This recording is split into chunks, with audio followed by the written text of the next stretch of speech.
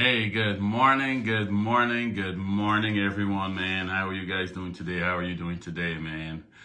This is Gregory Wiles, Inspirational Morning Talk, man. I know this is Saturday, but I told you guys during the week, if I get something, I will just come on here and share it impromptu.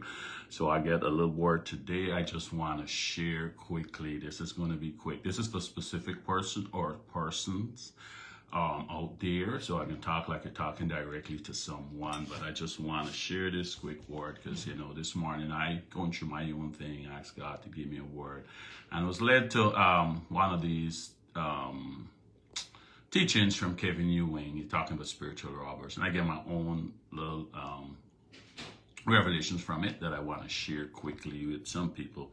Right now, you're going through something. You're doing all your right stuff. You're praising your God. You're trying to do live right, and stuff happening. Something happened. Maxine Allen, good morning. Good morning. How are you doing? Or good afternoon, wherever you are.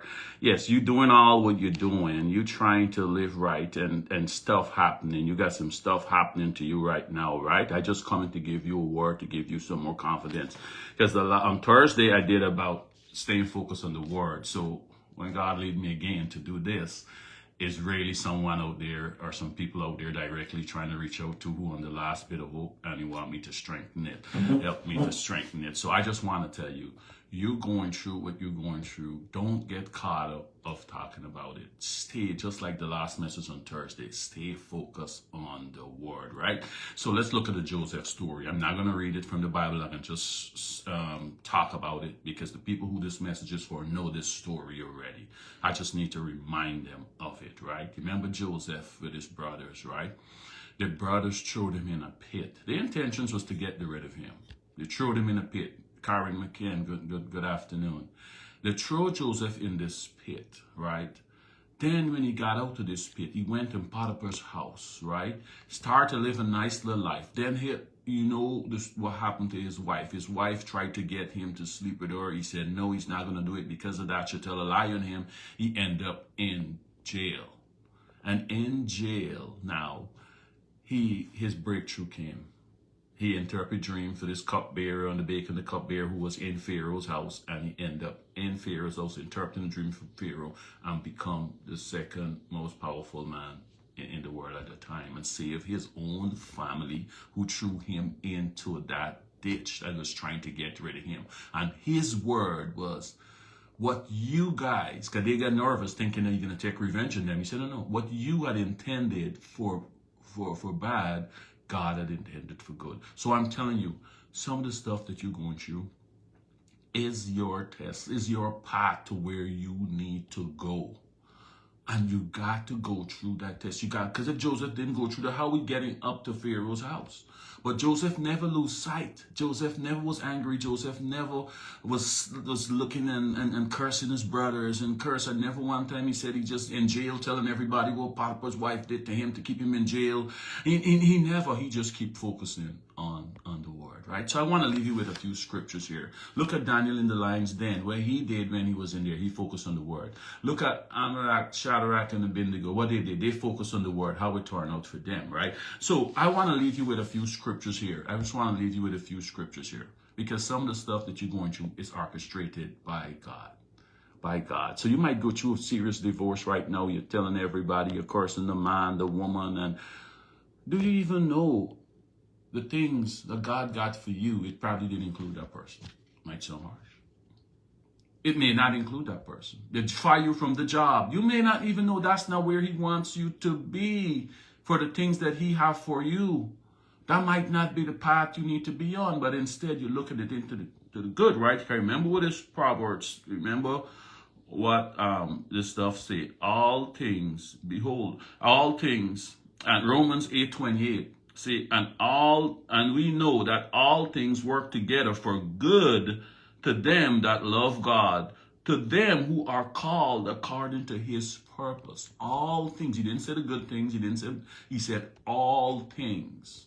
That's why he said all things give him praise, right? So if you're going through something right now, your sickness and all that, look at it. Don't get caught up in complaining and having a grudge on somebody if it's somebody's fault and do it. No.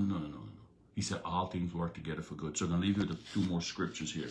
He said, Joel 2:25. He said, I will repay you for the years the locusts have eaten, the great locust and the young locust and the other locust and the locust swarm. My great army that I sent you. So he's saying, I'm going to repay you. You might be sick for 10 years. You might struggle and going through some type of struggle for years. Know and hold on this promise, saying, I will repay you. He didn't say for the day, for the minute, for the years. And this locust here he's talking about is the spiritual forces, all the oppression that you're going through, all the struggles that you're going through. Because locusts back in the days was, they always use symbols that people can understand and relate to. Back in the days, the locusts would come and eat out your farm and all of that. So then people, farmers hear locusts, they know what a damaged locust could cause them. But he's telling them, I'll repay you for all those years. I'll repay you. Then here how he follow up. The next one I want to leave it to, Proverbs 11:31. He said, behold, the righteous shall be recompensed on the earth.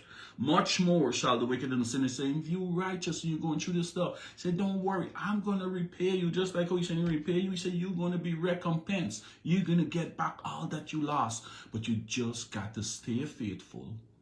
And you just got to give up all the hate and all this. He's saying, don't worry, hate. I orchestrating this to get you where you need to go. I orchestrating this. I need to strengthen some areas in you that is weak. Because when I put you where I need you, and I give you the breakthroughs that you need, you're going to have all the tools. You're going to be strong enough to endure. It's just like the process of making a sword, right? They'll get the shape, they'll put it in this fire, they heat it up, red hot, then they hold it up to a light, and they're seeing all the little dark spots in it. That mean all the molecules didn't come together properly. They can take it and beat it till they come together. They cool it down in water, then they heat it up again, and they go through the process until they get rid of all of those dark spots where everything come together. So now that metal is so strong, and it's not going to fail you in the time of battle when you need it the most. It's not going to break, because all of those little dark spots, the scene where the stuff didn't come together properly, that's weak spots there. So they got to go through the process till they get all of that out. So when they go to battle with the sword, they got confidence that their sword is not going to break in the time when they need it the most to save their life. So I'm telling you, I just come on here impromptu because this morning, this come, I was looking for my own thing. This message is for me also. And I want to share it. And it's going to help whoever out there that need this right now. Hold on. Stay focused on the word. Stay focused on the word. Sometimes he orchestrates these things to strengthen us, to give us what we need. So when he do give us the breakthrough, we are well equipped to handle it. He's saying he will repay. I'm going to go over these scriptures again, and while you marinate on them. Joel 2:25, I will repay you for the years the locusts have eaten, the great locusts and the locusts and the young locusts and the locusts and other locusts and the locust swarm, my great army that I sent among you. So he's saying he sent the locusts. He's saying, I send the locusts among you to eat out all your crops, eat away at you, put the pressure on you that I'm pressuring you right now. I send those locusts. But you know what?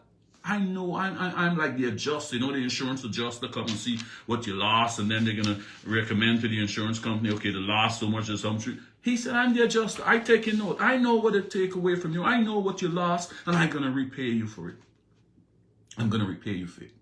Proverbs 11:31. He repeating the same thing in different words. Behold, the righteous, you're living right, you're doing your stuff. The righteous shall be recompensed. Where? He ain't saying heaven when you die, you're going to give you a good life. He said the righteous shall be recompensed right here on earth. Right here on earth, you can get a recompense. So I'm telling you, hold on. Stay focused on the word. Your recompense, your reward is coming. Don't worry how long you're thinking like, oh, this can't be God. What he did with Job. He who sent, you remember the story with Job, right? He who gave the enemy permission to go and affect Job the way he did. He said, only thing, don't take his life. He gave the devil permission. When it was enough, is enough. And what happened with Job? Everything Job lost, I think he gets 7 times more, right? That's what he's saying. This is what these scriptures come to get. He repaid Job more than what he had lost, because Job never lose the faith. Job stay holding on his word. All right, guys, I just have to get out there. Happy Saturday, guys, and whoever this for, I hope they get it, they hear it, they marinate on it, and it give them back the faith they need to continue going on and be obedient to him. Don't give up. Don't give up. All right, talk to you guys later. Goodbye.